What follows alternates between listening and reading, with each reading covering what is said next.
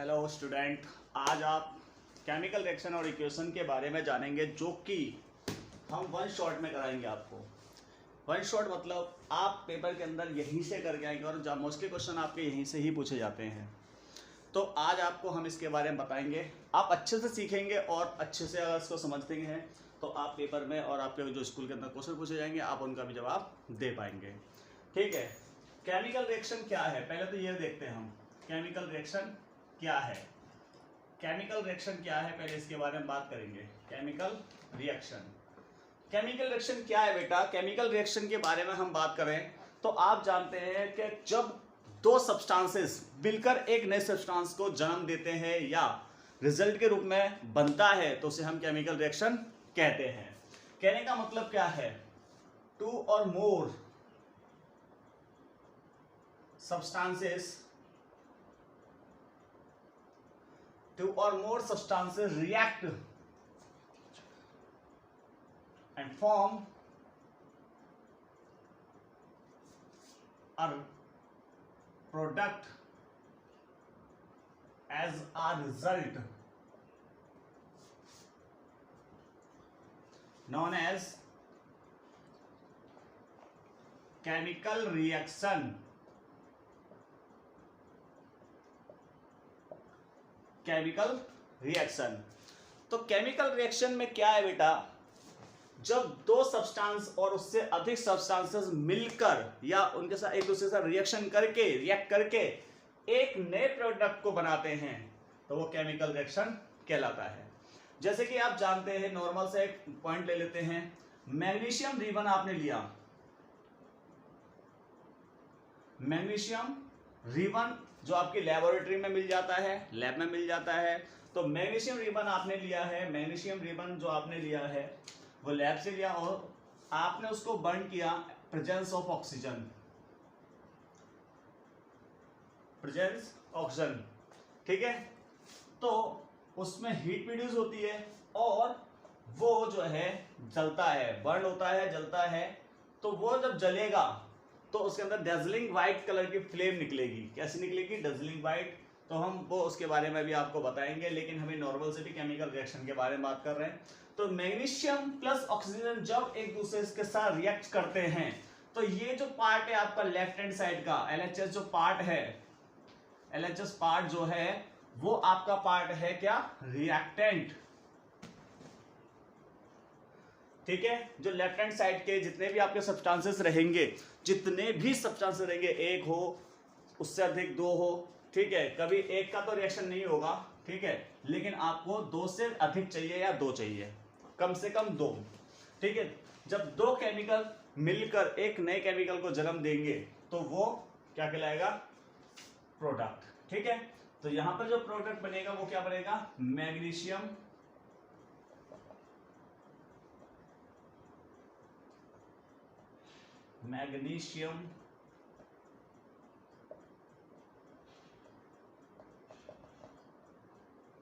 Oxide, magnesium oxide. तो ये जो राइट हैंड साइड का जो पार्ट है RHS, ये बनेगा बेटा आपका प्रोडक्ट। ठीक है, तो आप इस चीज को देख सकते हैं कि आपका जो लेफ्ट हैंड साइड का था वो आपके रिएक्टेंट थे, लेकिन जो आपके राइट साइड में बना है वो आपका प्रोडक्ट है।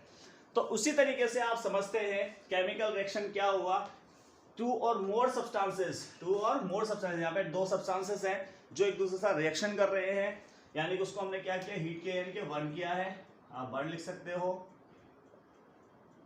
ठीक है, बर्न किया है और उसने क्या बनाया है? Magnesium oxide. तो आप देख सकते हो कि जो मैग्नीशियम था वो किस फॉर्म में था बेटा? रिबन की फॉर्म में था, रिबन की फॉर्म में था। लेकिन रिबन की फॉर्म में होता है तो आप जब उसे डायरेक्ट जलाओगे तो वो कभी जलेगा नहीं। क्यों? क्योंकि उसके पास एक लेयर होती है रिबन के सरफेस पे बेटा एक लेयर होती है। सरफेस पर क्या होती है बेटा? एक लेयर, सरफेस पे एक लेयर होती है जो कि होती है बेसिक मैग्नीशियम कार्बोनेट। इसके ऊपर एक लेयर होती है बेसिक मैग्नीशियम कार्बोनेट जिससे पहले आपको साफ करना होगा, क्लीन करना पड़ेगा। वो जो क्लीन करोगे आप, ये बेटे कुछ एक नंबर में पूछा जाता है कि मैग्नीशियम रिबन पे कौन सी लेयर होती है, ठीक है। तो आपको बताना होगा बेसिक मैग्नीशियम कार्बोनेट। आप जब इसको हटाओगे तो इसके लिए आपको यूज करना पड़ेगा सैंड पेपर। सैंड पेपर से आपको रब करोगे, छुटाओगे, उसके बाद वो बर्न होगा, वो जलेगा, ठीक है। जलने के बाद वो व्हाइट कलर का पाउडर बनाएगा। व्हाइट कलर का जो पाउडर होगा वही आपका कहलाएगा मैग्नीशियम ऑक्साइड, ठीक है बेटा। इतना समझ में आया? आप इसको उतार सकते हैं आसानी से। नेक्स्ट पॉइंट अभी आपको समझाते हैं, ठीक है। प्लीज आप अपनी कॉपी पेन ले लीजिए, नोटबुक ले लीजिए, पेन ले लीजिए, उससे जल्दी जल्दी उतारिए। आपको बहुत कुछ मिलने वाला है और बहुत आसानी से आप सीखने वाले हो, ठीक है। तो प्लीज जल्दी से राइट कीजिए, अपनी कॉपी में नोट डाउन करो जल्दी जल्दी।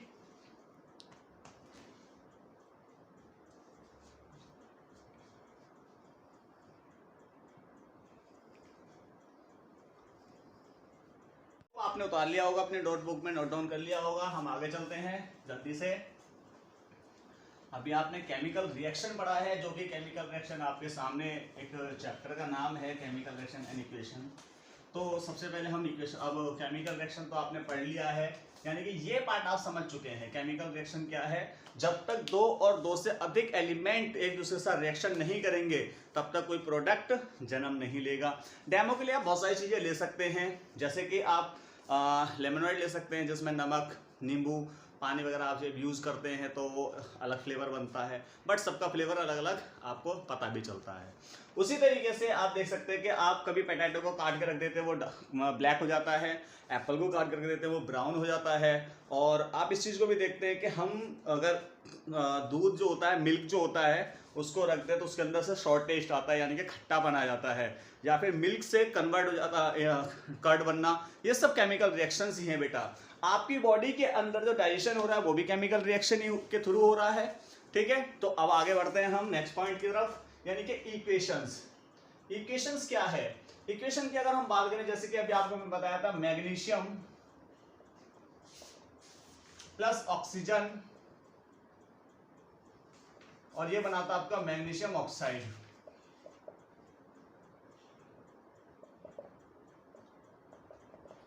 जो आपका मैग्नीशियम ऑक्साइड बना था, तो ये तो आपने खुद लिखा है बेटा, आप देख सकते हो कि आपने ये लिखा है, बट आपको इक्वेशन फॉर्म में लिखना है। तो मैग्नीशियम का सिंबल क्या होगा बेटा आपका? Mg प्लस ऑक्सीजन का O2, और देन आप मैग्नीशियम का लिखते हैं, मैग्नीशियम ऑक्साइड का क्या हो जाएगा? MgO। तो MgO आपका ये सिंबल बनता है। लेकिन हमें पता है कि हमारी जो इक्वेशंस होती है उनको बैलेंस भी करना होता है। क्या आपकी नजरों में ये बैलेंस है? आप देख सकते हैं, बैलेंस करने के लिए आपको LHS की तरफ भी जाना होगा और RHS की तरफ भी जाना होगा, ठीक है, जिसमें आपको एलिमेंट यानी कि जो हमारे एटम हैं उनको देखना होगा कि एटम जो है दोनों तरफ बराबर है या नहीं, ठीक है। तो जो कि आपने 9th क्लास में पढ़ा है इसके बारे में कि हम जब किसी भी केमिकल की रिएक्शन एक दूसरे के साथ कराते हैं तो उसके अंदर ये चीज होती है कि मास नाइदर क्रिएट और नॉट डिस्ट्रॉय। तो आपने देखा इस चीज के बारे में। तो लेफ्ट हैंड साइड की अगर हम देखें और राइट हैंड साइड में देखें तो सिंबल आप लिख लेंगे Mg यानी कि मैग्नीशियम, और दूसरा सिंबल क्या बेटा आपका? ऑक्सीजन। तो मैग्नीशियम यहाँ पर आप समझते हैं लेफ्ट हैंड साइड में कितने हैं बेटा आपके? 1, और ये कितना है? O2 कितना, ऑक्सीजन कितने हैं? 2, ठीक है। ये हो गया LHS और ये हो गया आपका RHS।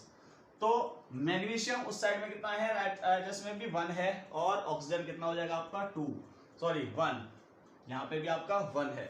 तो सबसे पहले आप इस चीज को नोटिस करें कि लेफ्ट हैंड और राइट हैंड साइड में जितने भी हमारे एलिमेंट दिए गए हैं, एटम दिए गए हैं, क्या वो हमारे एक दूसरे के बराबर है? तो आप चेक कर लीजिए, मैग्नीशियम यहाँ पर 1 है और यहाँ पे मैग्नीशियम 1 है, यानी कि वो एक दूसरे के बराबर है। तो आप आपने इस तरीके से लिख के भी उसको चेक कर लिया है, और आप देख पा रहे हैं कि हमने इस तरीके से इसको चेक कर लिया है कि दोनों तरफ 1 है LHS और RHS में, इसका मतलब वो एक दूसरे के बराबर हैं। लेकिन अगर हम देखें ऑक्सीजन को, तो ऑक्सीजन यहाँ पे कितने हैं? 2 हैं, और यहाँ पर कितने हैं? 1, यानी कि ऑक्सीजन हमारा अनबैलेंस है, उसको बैलेंस करना होगा। बैलेंस करना क्यों होगा? क्योंकि यहाँ पर हमारे 2 और यहाँ पर 1 है। याद रखना बेटा कि आप जब इसको बैलेंस करोगे तो आपका जो बैलेंसिंग जो डिजिट आप यूज करोगे वो आपके हमेशा फ्रंट पे लगेगी। जैसे कि यहाँ पे मैंने 2 लिखा है, अब इस 2 की मल्टीप्लाई इस वाले mg से भी होगी और इस o से भी होगी। आप इस चीज को याद रखना, कभी भी आप ऐसे मत कर देना mgo। अब ऐसे आया आपके पास तो आपको देखना था ऑप्शन 2 करने, तो आपने यहाँ पे 2 लगा दिया, तो ये बेटा आपका गलत हो जाएगा। इस तरीके से आप नंबर आप कटवा के आ जाएंगे, जो आपको एग्जाम में आप करके तो आ जाएंगे, आप बोलोगे मैं तो पूरा करके आ गया, लेकिन वहां पे आपके मार्क्स कट जाएंगे। ठीक है बेटा, तो आपको 2 कभी भी मतलब कोई भी डिजिट जो है एटम के पीछे नहीं लगानी, जब बैलेंस करेंगे आप हमेशा यूज करेंगे आगे फ्रंट पे। तो आप देख सकते हैं यहाँ पर अब क्या हुआ, ऑक्सीजन यहाँ पर अगर 2 की मल्टीप्लाई O से हो रही है तो ऑक्सीजन भी कितना हो गया आपका 2 हो गया है, यानी कि ऑक्सीजन तो हमारा बैलेंस हो गया है। लेकिन क्या उससे पहले वाली डिजिट जो थी यानी कि जो सिंबल थे वो क्या हमारे बैलेंस हैं? तो देखते हैं हम mg, यहाँ पर mg कितना है 1 और यहाँ कितना हो गया 2, क्योंकि मल्टीप्लाई हमने 2 से करा था 2 हो गया है। तो उसी तरीके से आप देख सकते हैं कि ये अनबैलेंस हो गया है। अब हम इसको बैलेंस करने के लिए इसके आगे भी हम क्या कर देंगे 2 लगा देंगे और ये हमारा क्या हो जाएगा 2। तो आप देख सकते हैं ये भी बैलेंस यानी कि लेफ्ट हैंड और राइट हैंड में 2 हो गया और ये भी हमारे लेफ्ट हैंड और राइट हैंड में 2 हो गया। आई होप आपको समझ में आ गया होगा और आपने इस चीज को समझ लिया होगा। आप जल्दी से अपनी नोटबुक निकालो, जल्दी से नोट डाउन करना शुरू करते हैं। आपका समय आप इस तरीके से लिख लीजिए जल्दी से, और अगर कोई भी पॉइंट आपको समझ में नहीं आता है तो आप मुझे बता सकते हैं कि मेरे को ये पॉइंट समझ में नहीं आया है, आपको वो पूरी तरह से समझाया जाएगा और अच्छे से क्लियर कराया जाएगा। ठीक है, तो अब आपने उतार लिया होगा, उम्मीद करता हूं मैं आपसे। तो जब आपका LHS और RHS हो जाएगा तो ये आपका रफली वर्क होगा, आप कॉपी के अंदर एक रफ जगह बना लेंगे जहां पर ये कैलकुलेशन कर लेंगे। जो आपकी मेन बैलेंस जो रिएक्शन हो जाएगी वो हो जाएगी 2mg प्लस O2 और 2MgO।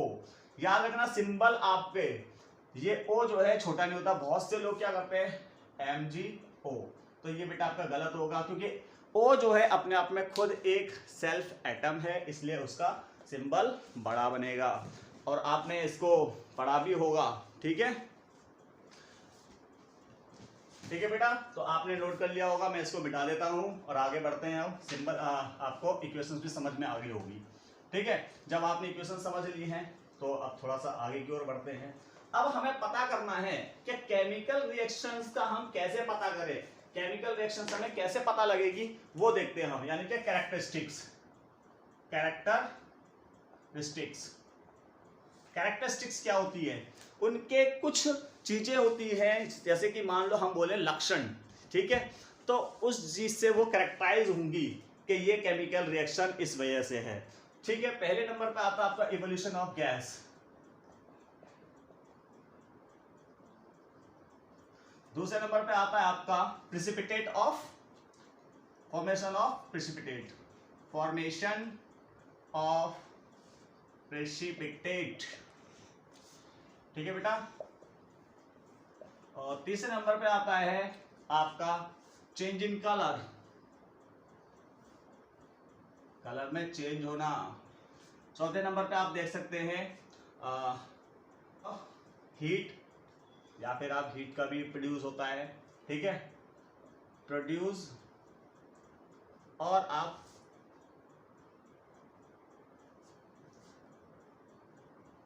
Formation of heats. ठीक है, फॉर्मेशन ऑफ हीट, या फिर आप लिख सकते हैं evolution of heat, evolution of heat. पांचवें नंबर पर आप लिख सकते हैं बेटा चेंज इन स्टेट्स,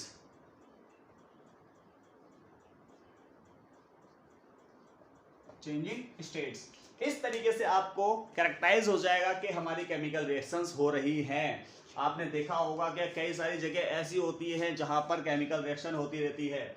आपने आपके सामने आपकी लाइफ में रोजाना ये सारी चीजें हो रही होती हैं, मगर कभी आप इन चीजों को समझ नहीं पाते क्योंकि इसके बारे में आपको नॉलेज नहीं है, और जिस चीज के बारे में हमें नॉलेज नहीं है तो हम उसको समझ नहीं पाते हैं। इवोल्यूशन ऑफ द गैस का मतलब क्या है, जैसे कि आप देखते हैं कि आप खाना खाते हैं, तो जब खाना खाते हैं तो आपने क्या करा, आपने तो ऑक्सीजन ब्रीथ इन की है ना, आपने ऑक्सीजन ली है, लेकिन आप रिलीज क्या करते हैं, कार्बन डाइऑक्साइड गैस। तो आपने खाया क्या, आपने ली की थी, लिया गया था ऑक्सीजन गैस ली थी, लेकिन आप रिलीज क्या करें, कार्बन डाइऑक्साइड निकले। कार्बन कहाँ से आया, जो हम खाना खाते हैं उसमें कार्बन की मात्रा भी होती है, ठीक है, तो वो उसके साथ रिएक्शन करता है और कार्बन डाइऑक्साइड गैस बनाता है, ठीक है। दूसरे नंबर पे आप दूसरा एग्जांपल भी आप अपने तरीके से लगा सकते हैं। फॉर्मेशन ऑफ द प्रेसिपिटेट, कहने का मतलब क्या है, formation of precipitate. Formation of precipitate में क्या होता है बेटा कि दो लिक्विड होंगे, वो जब उनकी हम रिएक्शन कराएंगे एक दूसरे से, वो एक दूसरे से रिएक्ट करेंगे, तो रिएक्ट करने के बाद वो एक सॉलिड फॉर्म में कन्वर्ट हो जाएगा, इसमें हो जाएगा सॉलिड फॉर्म में कन्वर्ट हो जाएगा, ठीक है। तो आपको पता चल जाएगा कि वहां पे प्रेसिपिटेट हुआ है, ठीक है। तीसरे नंबर पे आता है चेंज इन कलर, यानी कि कलर में चेंज होना, ठीक है। तो कलर में चेंज होने का मतलब क्या है, कलर में चेंज होने का मतलब ये है बेटा कि कोई भी एक ऐसी रिएक्शन जिसमें कलर का चेंज हो जाता है। जैसे कि आपने देखा होगा कि आप जो है कभी खाना खाने जाते हो, पार्टीज में जाते हो, अदर कई सारी जगह जाते हो, तो आपके ऊपर कभी सब्जी गिर जाती है, यानी कि कड़ी गिर जाती है, तो वो येलो कलर की होती है क्योंकि उसमें टर्मरिक होती है। और जैसे ही वो सोप पे कांटेक्ट में आती है, तो जैसे सोप उसके साथ कांटेक्ट में आता है तो वो कैसी हो जाती है, पिंक कलर में कन्वर्ट हो जाती है, ठीक है। दूसरे नंबर पे अगर मैं आपको बोल दूं कॉपर सल्फेट, आप सोल्यूशन लोगे तो कॉपर सल्फेट जैसे ही आप लेते हो वो सॉल्यूशन वो ब्लू कलर में होता है, लेकिन जब आप उसके अंदर कील डाल दोगे यानी कि आयरन एल डाल दोगे तो कुछ समय बाद देखेंगे उसका कलर चेंज ग्रीन में हो जाता है। तो इस तरीके से आपके सामने बहुत सारी चीजें होती रहती हैं और आप देखते भी हैं, ठीक है। नेक्स्ट क्या होता है, फॉर्मेशन ऑफ हीट या इवोल्यूशन ऑफ हीट, हीट का प्रोड्यूस होना या फिर हीट प्रोड्यूस होती है। तो हीट प्रोड्यूस करने का मतलब क्या है कि ऐसी कोई रिएक्शन जिसमें हीट प्रोड्यूस हो। तो इसके लिए मैं आपको छोटा सा एक एग्जांपल बता देता हूं, जैसे कि CaO कैल्शियम ऑक्साइड आप लेकर आए मार्केट से। कैल्शियम ऑक्साइड क्या होता है, व्हाइट वॉश होता है जो आप मार्केट से लेके आते हैं। आपने उसके अंदर क्या मिला दिया बेटा, वाटर मिला दिया, यानी कि H2 मिला दिया है, ठीक है, वाटर मिला दिया आपने। जब आप उसके अंदर वाटर मिला देते हैं, हम एरो को कुछ इस तरीके से लेते हैं क्योंकि सामने हमारे पास स्पेस नहीं है, इसलिए हमने नीचे की तरफ एरो ले लिया है, ठीक है। तो जब आपने इसके अंदर वाटर मिलाया तो वाटर क्या होता है, H2O होता है बेटा, ठीक है। तो CaO जो व्हाइट वॉश है आपकी, वो वाटर के साथ क्या होती है, रिएक्शन करती है, और वो क्या करेगी, जब CaO हो जाएगा तो उसके साथ वो रिएक्शन करेगा, रिएक्शन करने के बाद क्या बनाएगा, वो कैल्शियम हाइड्रोक्साइड, ठीक है, यानी CaOH2, ठीक है। तो उसने क्या बनाया बेटा, कैल्शियम हाइड्रोक्साइड। तो कैल्शियम हाइड्रोक्साइड बनी इससे, तो जब ये कैल्शियम हाइड्रोक्साइड होगी तो साथ में क्या प्रोड्यूस होगा, हीट, ठीक है, क्या होगा, हीट प्रोड्यूस होगा। और इस वाले डेमो से अगर आपको समझ में नहीं आ रहा हो तो आप और भी डेमो ले सकते हैं, और भी तरीके हैं हमारे पास हीट को आपको समझाने के लिए। तो आप एक काम क्या कर सकते हैं, सल्फ्यूरिक एसिड ले लीजिए या हाइड्रोक्लोरिक एसिड ले लीजिए, जिसके अंदर आप जिंक के टुकड़े डाल लीजिए, ठीक है। जब आप जिंक के टुकड़े उसके अंदर डाल दोगे तो जिंक जो है सल्फ्यूरिक एसिड और हाइड्रोक्लोरिक ये दोनों जो है डाइल्यूट होने चाहिए, ठीक है, डाइल्यूट आप यूज करेंगे, ठीक है। डाइल्यूट मतलब उसके अंदर पानी की क्वांटिटी मिली होती है, डाइल्यूट का मतलब ये होता है। तो आप जो है सल्फ्यूरिक एसिड ले लीजिए,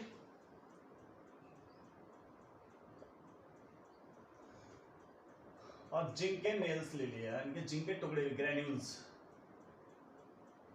ठीक है। तो जिंक के आपने ग्रेन्यूल्स जैसे ही लिए तो इसने जिंक सल्फेट बना लिया बेटा आपका, और हाइड्रोजन गैस निकलेगी, ठीक है।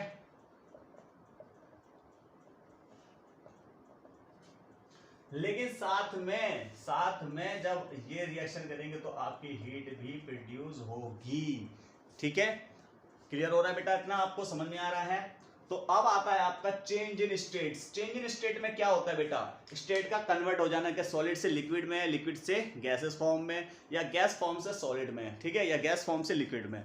तो जब वो अपनी चेंज करेंगे स्टेट्स को तो उसे हम बोलते हैं चेंज इन स्टेट। जैसे कि आपने देखा होगा, हम मोमबत्ती लेके आते हैं, कैंडल लेके आते हैं, तो कैंडल के ऊपर जो वैक्स होता है वो कैसा होता है, सॉलिड फॉर्म में होता है, और उसके अंदर एक थ्रेड होता है जो कि कार्बन होता है। आप देखते हैं कि जैसे ही हम उस कैंडल को बर्न करते हैं, जलाते हैं, तो जो हमारा जो वैक्स होता है वो मेल्ट होने लग जाता है, और मेल्ट होके वो लिक्विड फॉर्म में कन्वर्ट होता चला जाता है, धीरे धीरे धीरे धीरे धीरे धीरे, और वो लिक्विड फॉर्म में कन्वर्ट हो जाता है। जैसे अगर उसको हम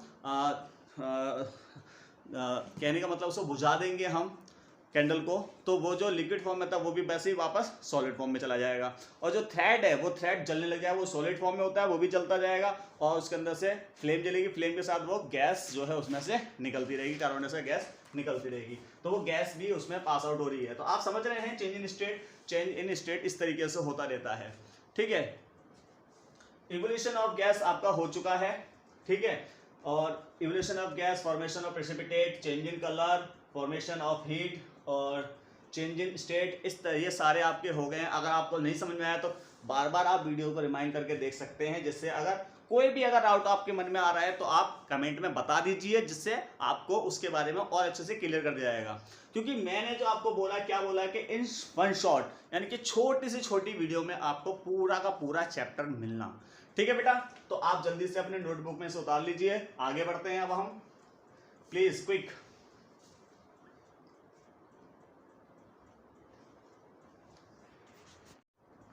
तो मैंने आपको कहा था कि प्लीज़ आप नोट डाउन कर लीजिए, आपने इसको नोट डाउन कर लिया होगा उम्मीद करता हूँ।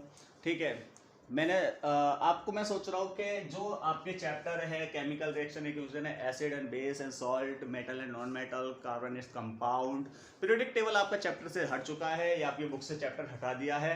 उसके बाद लाइव प्रोसेस हो गया आपका। तो ऐसे जितने भी आपके चैप्टर है, चैप्टर वाइज आपको वीडियोस मिलती रहेंगी, लेकिन आप कमेंट में जरूर बताते रहिए कि आपको क्या चाहिए, कैसा चाहिए। उसके लिए आप मुझे एक बार प्लीज़ कमेंट कीजिए और चैनल को सब्सक्राइब कीजिए, जिससे मैं आपको और अच्छे से अच्छे अपडेट दे सकूं। अगर आपको यहाँ पर कोई प्रॉब्लम है तो वो भी आप मुझे बता सकते हैं। मैंने बोला आपसे कि chemical reaction equation in one shot, it's a one part and second part will be come soon. First part में प्लीज़ आप मुझे बताइए, शेयर कीजिए ज़्यादा से ज़्यादा, और मुझे बताइए कि यहाँ पर कोई कमी है या वॉइस में कोई कमी है, समझाने में कोई कमी है, तो आप मुझे बता सकते हैं। हो सकता है थोड़ा जल्दबाजी हो रही होगी, क्योंकि मैंने शॉर्टली इसको सोचा था करने की, बट लंबी वीडियो होगी तो आपको ज़्यादा आप उसके अंदर ध्यान नहीं देंगे, मुझे ऐसा लगता है। तो आप एक बार इस वीडियो को देख लीजिए और सेकंड पार्ट के लिए प्लीज़ आप मुझे बताइएगा ज़रूर। मैं सेकंड पार्ट फिर आपका यहाँ से स्टार्ट करूँगा, जिसमें आप कॉम्बिनेशन रिएक्शन के बारे में पढ़ेंगे, डिकम्पोजिशन के बारे में पढ़ेंगे, डिस्प्लेसमेंट के बारे में, डबल डिस्प्लेसमेंट के बारे में, रिडक्स के पढ़ेंगे और रिडक्शन पढ़ेंगे, एक्सोथर्मिक पढ़ेंगे, एंडोथर्मिक पढ़ेंगे, ऑक्सीडेशन पढ़ेंगे, कोरोजन पढ़ेंगे, रेजिडिटी पढ़ेंगे। तो ये सारे के सारे पार्ट आपके जो है केमिकल रिएक्शन एंड इक्वेशन के हैं, पार्ट ही हैं, और ये बहुत ही स्मूथली आपको बहुत समझ में आने वाले, बहुत ही अच्छी तरह से समझ में आने वाले हैं। आप जितना इनके ऊपर फोकस करेंगे, आपको उसके शॉर्ट क्वेश्चंस भी मिलेंगे, एमसीक्यूज भी मिलेंगे, बट आपको वीडियो को फॉलो करना होगा, चैनल को सब्सक्राइब करना होगा। ठीक है बेटा, थैंक यू सो मच।